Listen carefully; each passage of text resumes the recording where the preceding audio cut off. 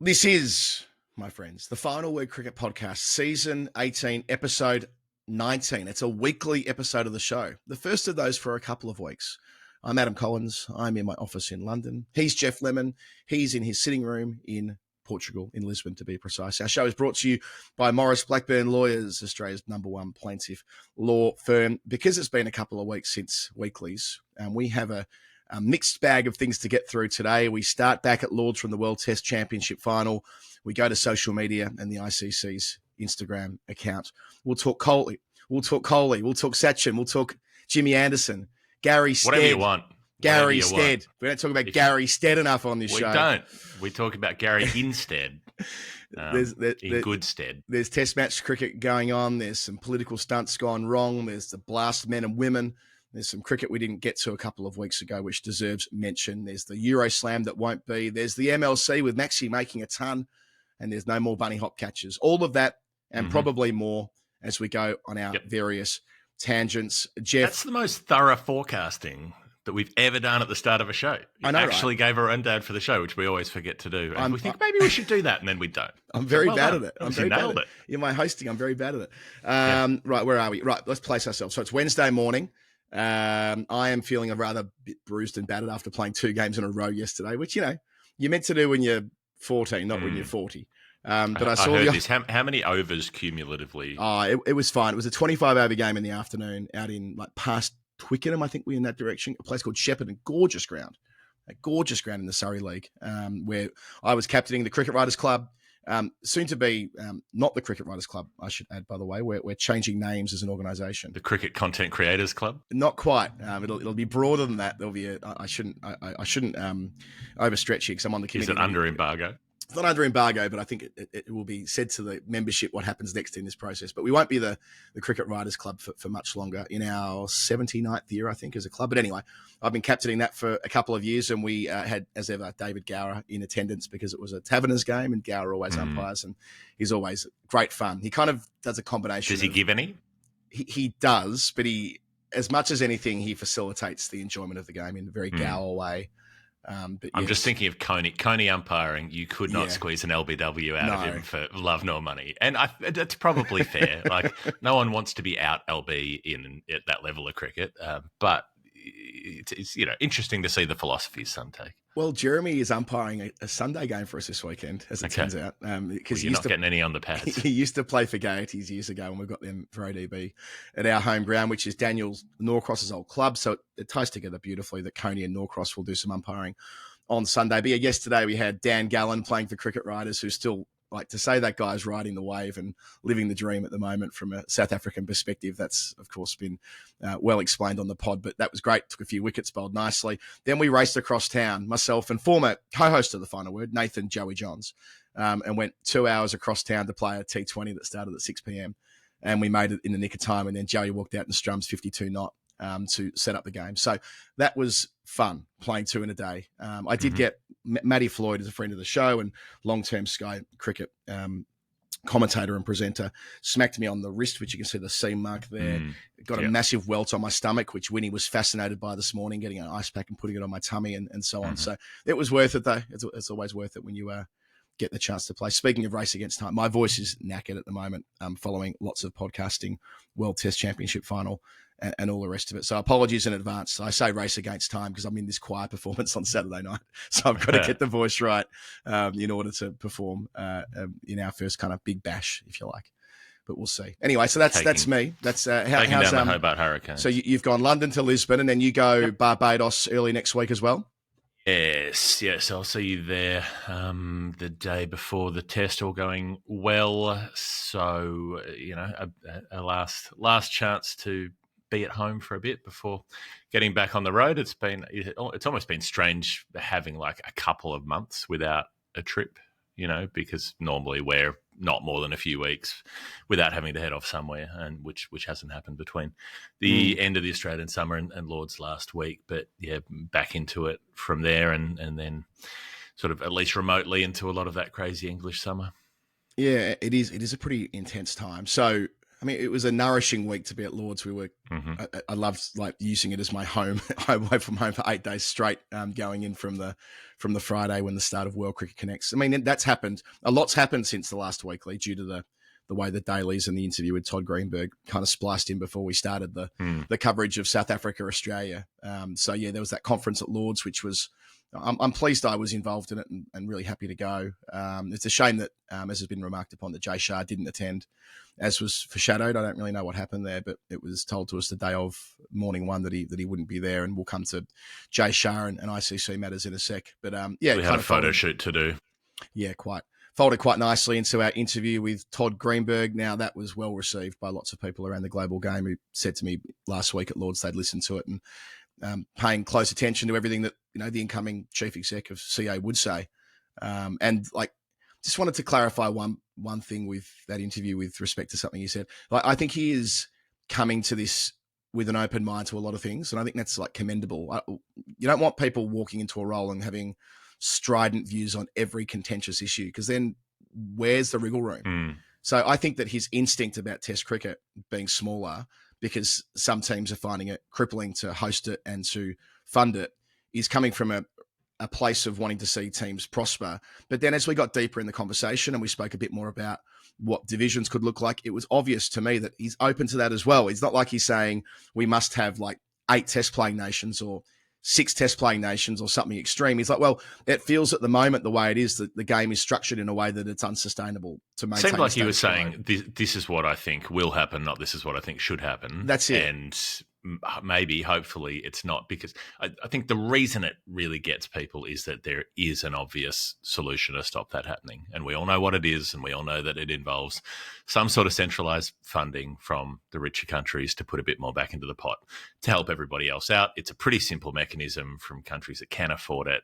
And if you want to have a proper ecosystem with good opponents, they've got to be funded adequately to be able to compete.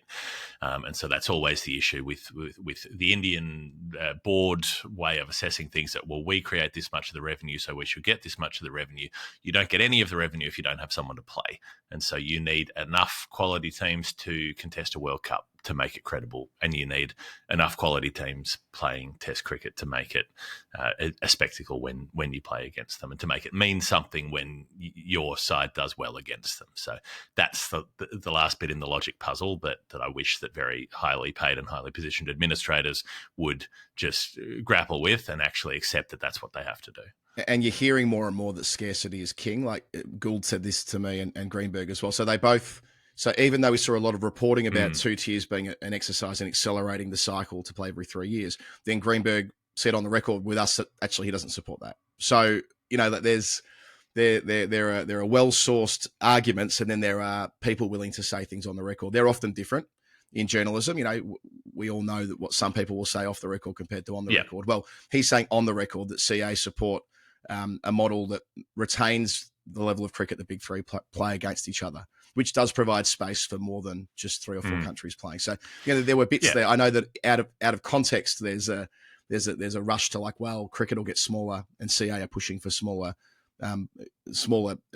Test cricket world. But I don't think it's when you go into the nuance of it, there's more going on there. So yeah, I guess that's what I'm pleased to hear, that he's not walking in and saying, no, this is the way it is. Listen to me, boys. It's more, okay, well, there's lots going on here. Let's see how it plays out. Let's try and take a leadership role. And also, let's try and work in a way that enables us to have the occasional Barney with the BCCI. I don't think that there's been a willingness to do that. The proof will be, in the pudding will be in the eating as ever, but let's just see how that shakes out. Well, there is also an impulse to not walk in and start throwing your weight around immediately, just from a tactical point of view, but in a sort of corporate world as it is effectively, that moves pretty quickly in terms of appointments. You're not the new guy for very long, so you've got to then get on with things. You might be able to take a beat for your first meeting or so, but after that, you've got to get on with it. So I mentioned there's been lots going on, heaps of story time. I think we did 2 story time eps, the Todd interview and a stack of dailies since then. We had a new partner. They're not actually part of the show, but I just drink new brew at every available opportunity. I'm drinking it right now because that's now become part of my life. But great that they've joined on. And strawberry lemonade, that looks lemonade indeed. So they'll be with us throughout the England-India Test series. The dailies will begin on Thursday with the preview that you'll do with Daniel Norcross. Total ensemble effort for England-India, which is, I think, we're at our best when we're mixing and matching through a series. So it's this week alone, we've got about 5 different combinations for the 7 shows that we will do. Then we start off in Barbados. In fact, it's Virat and me to start. Then you join for more episodes from Barbados. And then we get into interviews that we're going to do in the Caribbean, story times and weekly shows we will make whilst on location in the Caribbean. Then I'll come back after the second test match and pick up our coverage from London for the Lord's test match. And so it'll go. So it's a pretty combat listening kind of vibe for our long-term patrons, Jeff. They'll remember when we've done this in the past when they set about on Discord trying to not miss an episode in the feed before the next one drops. That will be bloody difficult when we've got overlapping dailies. I look forward to seeing that play out.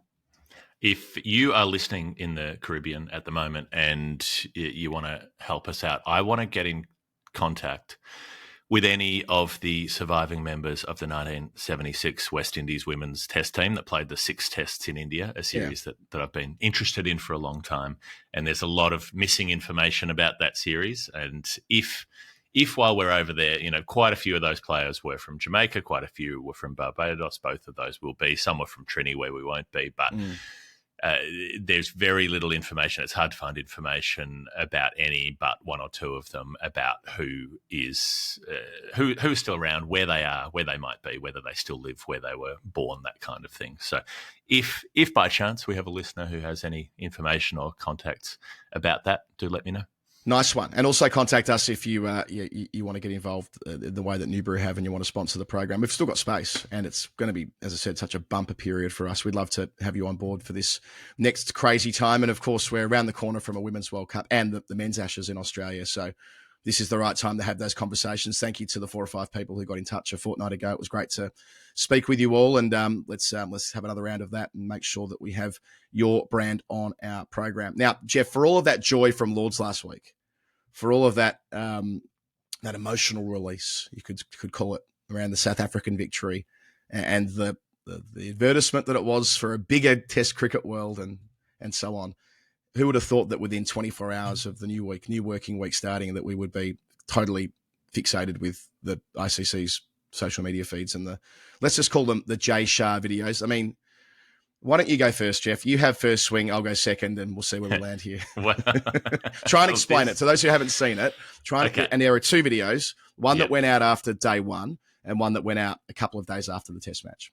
Yeah, it was the one after the test that was particularly egregious. Now, let's be clear, there was a lot of content, if we can use that word, a hill of content, if you will, on the ICC feed. They had all kinds of interview snippets and stills and Temba with the mace in 500 different poses across different posts and so on. A lot of that was going out. But one of the main pieces was a sort of slow-mo montage showing a couple of bits from each day through the test match, the progression of the test up to its thrilling conclusion, the cathartic moment for the South Africans lifting the trophy, all in slow motion, all with dramatic music.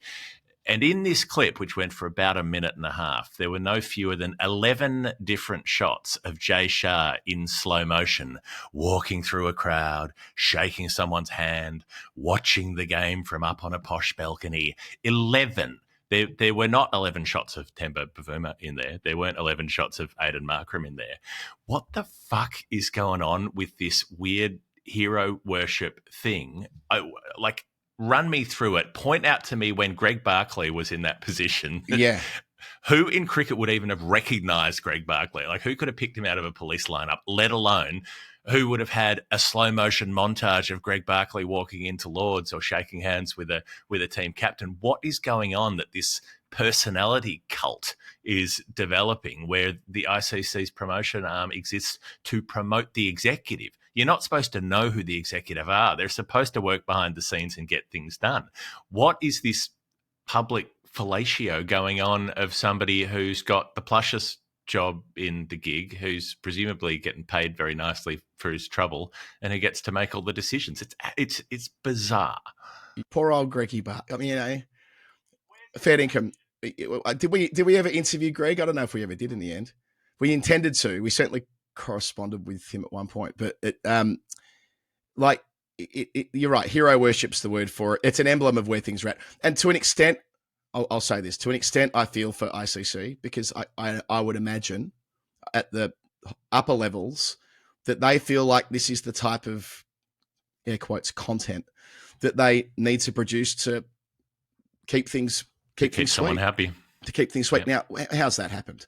You wouldn't see, even if it were a political leader running for office or something like that, you wouldn't see a video in quite this form. And of course, all it does is serve as an emblem. Gideon wrote about this persuasively last night.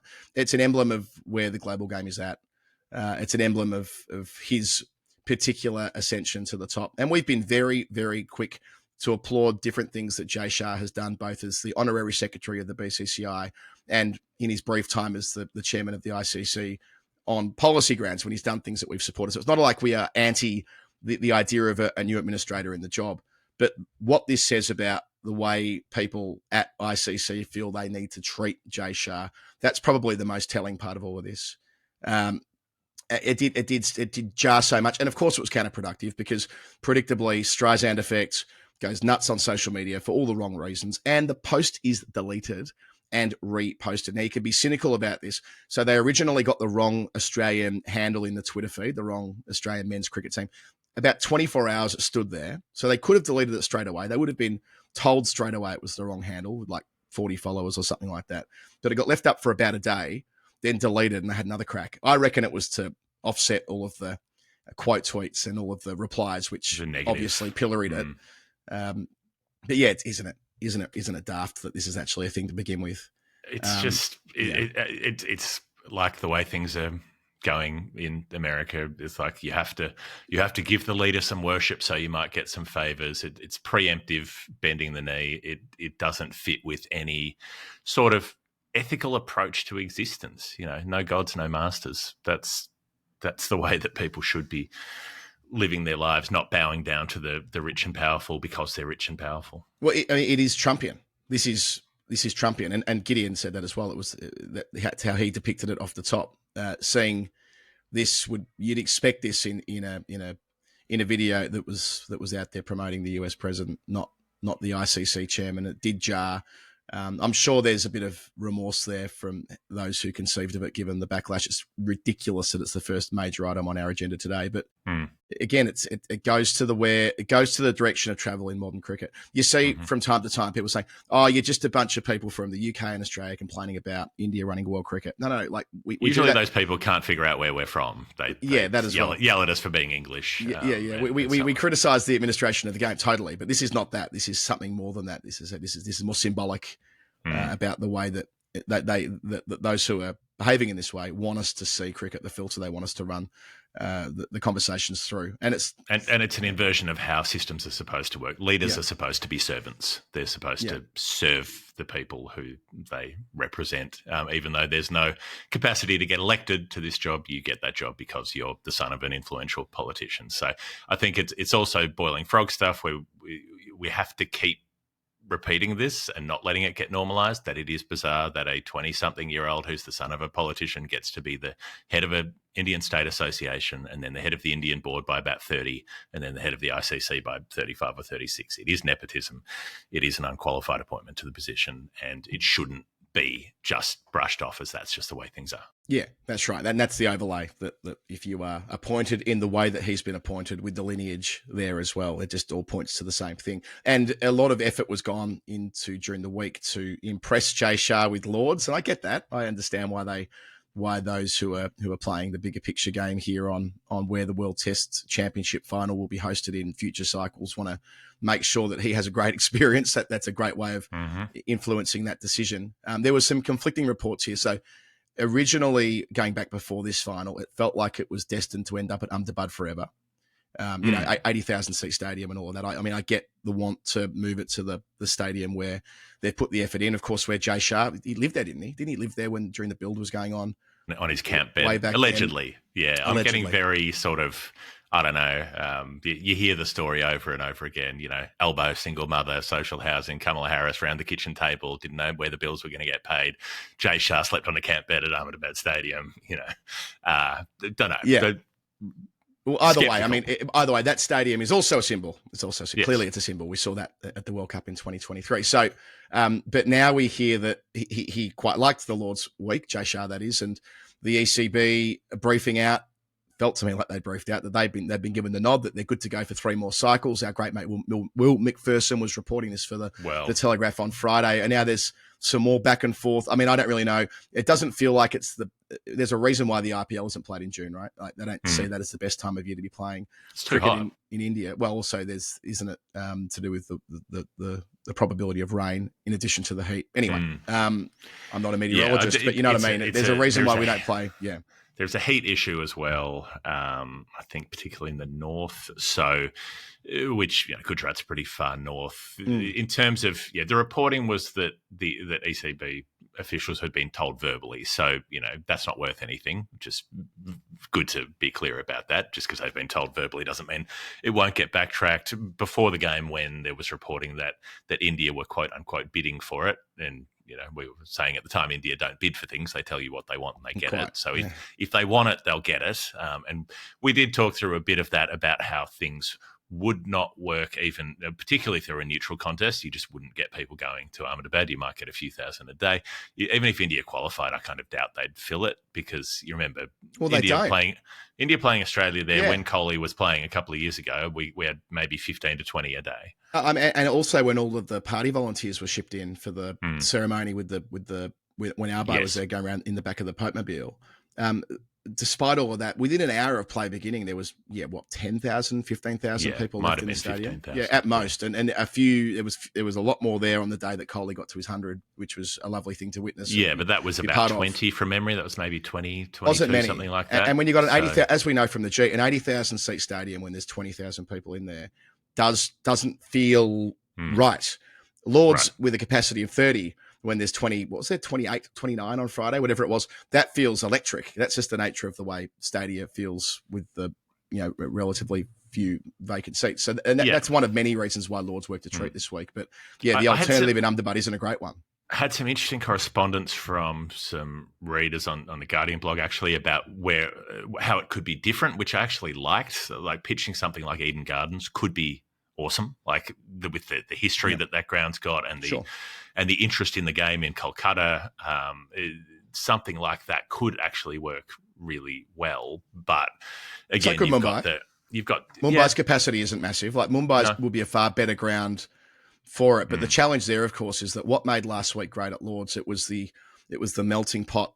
It was the multiple population pockets who already live in London. So I don't think it would matter, Jeff. You'll have a view on this. If it were Bangladesh playing New Zealand at Lords, they still would have done really well, because there's heaps of Kiwis and heaps of Bangladeshis living in London. It's that kind of city. Whereas I don't think there's the same in any city in India. There wouldn't be the same concentration of fans from the other major nations who are likely to make the World Cup. And it would be the same if it were in Australia. If you held it in Sydney and it were a neutral test, you might get 15, 20 in. You wouldn't fill it. If it were in Melbourne, you might get 30. You might get, maybe you get 50 on day one if you're really lucky, but I doubt it. Yeah, India, England might unless do well, India qualified. It's the absence of India. If India make it, different stories, obviously. The Indian diaspora are in all of these places, but it's the other countries who aren't India, which, why London's a great, we saw a terrific, broadly sold out, I think, World Final 2 years ago with Australia and India, now one on the other side of the river. So, and the other challenge here, of course, is that what happens if Pakistan make the final?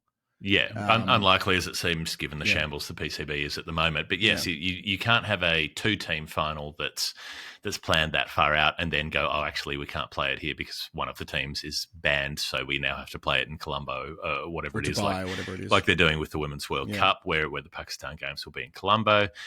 It basically does need to be in June so that it's after the southern summer, but gets in before the northern summer really gets underway. So there's that time pressure there. And the organisation thing is the other part of it. The ECB are trying to lock it in almost 2 years ahead so that they can start planning it. They have their World Cup schedules ready a year and a half ahead of time. They released their 50 over World Cup, I think 15 or 16 months out. So at the moment, the T20 World Cup that's in England next year, the schedule for that has been done for several months. And I was reliably able to get the information that they haven't been able to release it because India still hadn't released the Women's 50 over World Cup schedule for September, which is in 3 months? Yeah, which came out yesterday. Yeah. So the ECB have had to sit there and hold off on releasing this, as far as I understand it, because they were being told by the ICC that you've got to wait until India have decided where they're going to hold their games in 3 months' time, which is the same for every tournament. So again, you'd have a World Test Championship final that would be liable to being moved at the last minute or rescheduled at the last minute. It's just not a viable way to try to run future planning for events of this kind of magnitude. Jeff, I want to shower Virat Kohli with love, but I want to do it after our first break, which I thought it would be timely to take that at the moment. We are brought to you throughout seasons 18 and 19 on the show by our friends, our associates. Is that the right word? Associate? Probably. Enough. Maurice Blackburn Lawyers, Australia's #1 plaintiff law firm. We've been telling the stories of their lawyers and their clients in recent times. One of their lawyers is called Jason, and this relates to superannuation insurance. Recently assisting a client who sustained catastrophic injuries after being run over by a forklift in the factory he worked at. So you can just imagine how traumatic that would have been for both the client and the family. As a result of those injuries. It's pretty much what happened to Heath Davis, the New Zealand fast bowler. Yeah. Had his foot destroyed in that forklift accident. So as a result of those injuries, it was unlikely he'd ever be able to return to the workforce on a reliable basis. So with his whole future ahead of him and a young family to care for, he faced the prospect of no income for the rest of his working life. And again, you can imagine how daunting that would be. But Maurice Blackburn were able to help him locate his insurance through his superannuation. And then after this drawn-out battle with the insurer, they were able to achieve a settlement of $200,000.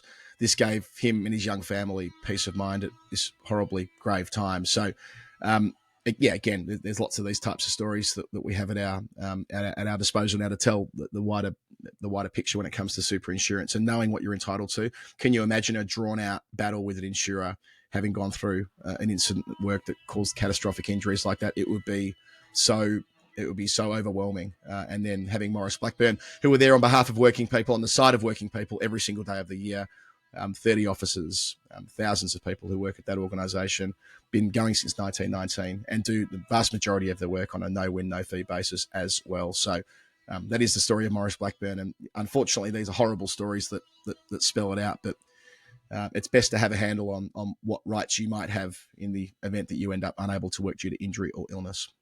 Info in the show notes. Check them out if you or someone you know might need the help of MBs. All right, we'll take a break and we will return. I've already said what's coming up in the show. Lots more of the same. And then we crack on with some T20 stuff at a Maxi 100.